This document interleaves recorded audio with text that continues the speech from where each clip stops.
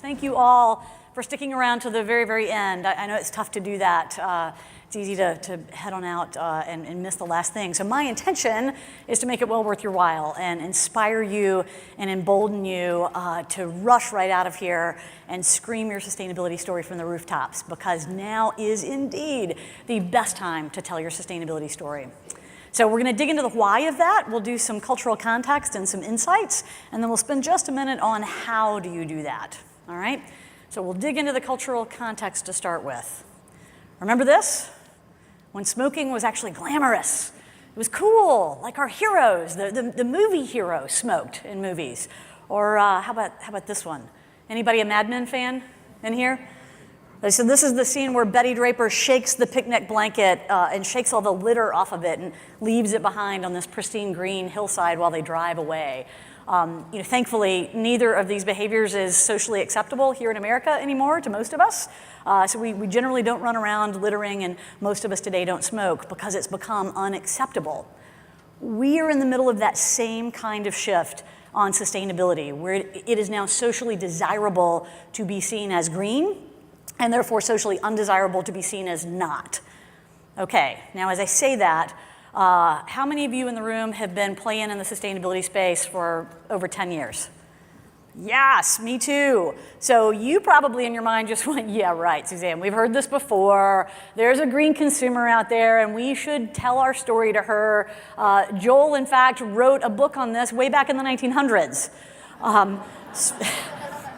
Yes, fair enough. We have been here before, and folks like me have said, oh my gosh, tell your story, you'll build your brand, you'll sell more products. So I understand why you would be skeptical, except this time is different. So I'm going to dig into why it's different. But first, let me give a bit of a, not really a caveat, but couch this. If you're not familiar with Shelton Group, we are a strategic marketing agency exclusively focused on sustainability. We work with large organizations to realize a market advantage by doing the right thing for the planet. And so to keep ourselves fresh and on the cutting edge, we poll Americans several times a year, decision makers, business decision makers, and consumers, to get inside their heads. What are they thinking about all this, and how is that laddering up to their brand preferences and their product purchases? So we've got about 11 years of trending data now, and we see some really interesting changes happening in our data sets over the last 3 years. So that's why we think now is different, and now is really the right time to tell your sustainability story. I want to dig into two of the trends that we're seeing, and hopefully you'll buy into our concept. This is one of our questions that's frankly kind of a trick question. Can you think of a time when you've purchased or not purchased a product based on the environmental record of the manufacturer? And as you might imagine, a fair number of us is, like, yeah, I am that person, right? Because we want to be that person. So the trick part of the question is we say, oh, awesome, name the brand. And then, womp womp, that's kind of where it falls apart for most of us. For 6 years, about 6% of us is how that math worked out. About 6% of us could actually name a brand or company that we've purchased from as a result of their environmental record. So for 6 years, pretty steady numbers. And then in 2015, we saw it jump almost incredulously. And then in 2016, it jumped again. Now in 2017, it settled back down a little bit. So where we are today is that 16% of us can cough up a real world example of when we put our wallets where our values are. Now, because we've sort of seen the numbers do this, they were steady and then they jumped and then they jumped and then they came back down, we actually predict that when we look back on this 5 or 10 years from now, we're going to see it continue to do that up and down thing, but in an upward right direction. We think this is going to trend in a very positive way, and we're going to see that 16% steadily become 26, steadily become 36, and on and on and on. And I also realize I own a marketing firm totally focused in the sustainability space, right? I have an agenda. I want to see the numbers move in that direction. But it's not just because it's how we want to interpret the data. Many of our data points are spelling out the same story, like this one. Do you, Mr. or Mrs. American consumer, want to be seen as someone who buys eco-friendly products? Right, and you see how this has gone a little bit of up and down, but it is trending in an upward right direction. And we've settled in at 40% as of last year. 40% of us that want to be seen as someone who buys eco-friendly products. Y'all, this is huge because it's not a niche-y green consumer anymore. This is the mainstream middle. And this isn't about, do I like companies because they're green or do I like green products? This is about personal identity. I mean, there's nothing more core, more intimate to who we are than how do we want to be seen in the world. So 40% of us want to be seen as someone who buys eco-friendly products, and quite frankly, we want to be seen as the opposite of these people when it comes to the environment. So what are we doing about it? Well, this is where it gets really interesting, because there are a lot of ways we could behave, there are a lot of things we could do that would cause us to be seen as someone who is green.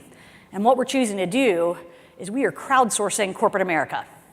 That's how we're doing it. This is the list of brands we get when we ask, who are you buying from because of their environmental record? So not really many surprises here, but again, what's surprising is the story in the numbers is I'm not changing my personal behaviors, I'm changing my buying behaviors. I am choosing to take action on the environment by aligning my personal brand with brands out there that I think are doing the right thing for the planet.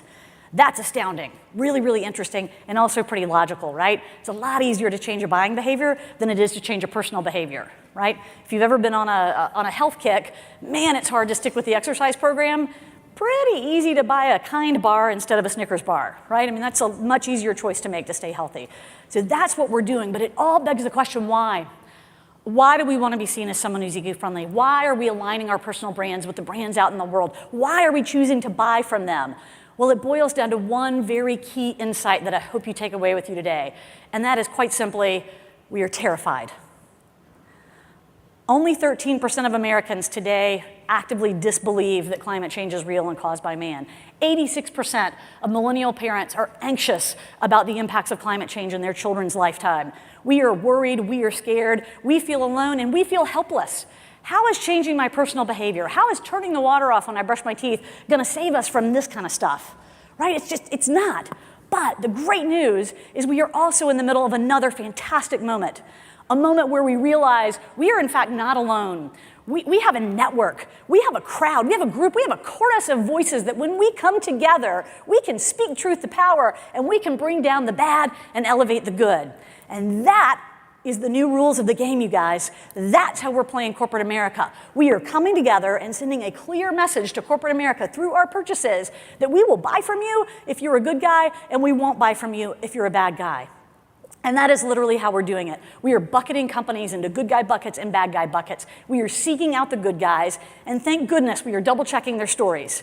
We don't take it at face value anymore. We do the homework. We check to see, is it for real? And if we buy in, then we buy the products and we convince our friends and family to do the same. 95% of millennials say they do it this way. 95%. And the good news is you don't have to be an eco-native to take part in this game. You can decide right now, you know what, we're gonna do the right things for the environment and we're gonna take action on them and then we're gonna go tell our story and you can make the cut. When we ask millennials, name a brand you trust for their actions on the environment, and 42% can cough one up like that, by the way, we get a pretty wide list. This is just a handful of examples that we get. So yes, some eco-natives, but also some eco-immigrants. You wanna be on this list. You wanna be on this list because if you're not telling your story and you're not making the list, you are a bad guy by default. That's how it works. You can do great things for the environment, but if you don't tell the story, people assume you don't have one. And if you don't have one, as we make this cultural shift where it is no longer socially acceptable to not be green, they simply won't buy from you. End of story. So you must tell your story. And when you tell it, you want to tell it with words that connect. We do a lot of testing of words, and I can tell you only 4% of the American population finds anything negative about these words. These are overwhelmingly positive words, so use them. And as you use these words, connect at a values-based level. All of us as Americans have environmental values, even those of us that don't believe climate change is real. It is part of our culture. We've done a lot of work and a lot of digging on this. So you need to do the same. Align your brand values with the values of your consumer as it relates to the environment and speak to them at that level and tell them the story. So that's why now is the best time to tell your sustainability story and what to do about it. So to recap, this guy lost, this guy won, and these guys are currently winning as we increasingly put our wallets where our values are. So if you want to make this list, and you do, you've got to get out there and do the right things and tell your story. It's not just about telling your story, it's about committing to something, then doing a bunch of things, and then telling your story. And as you tell your story, use the words that connect and unite and ground that story in the values that you share with the very Americans you want to be in a long-term relationship with. Do that, and you will build your brand, you will sell more products, and you will quite literally change the world. Thank you.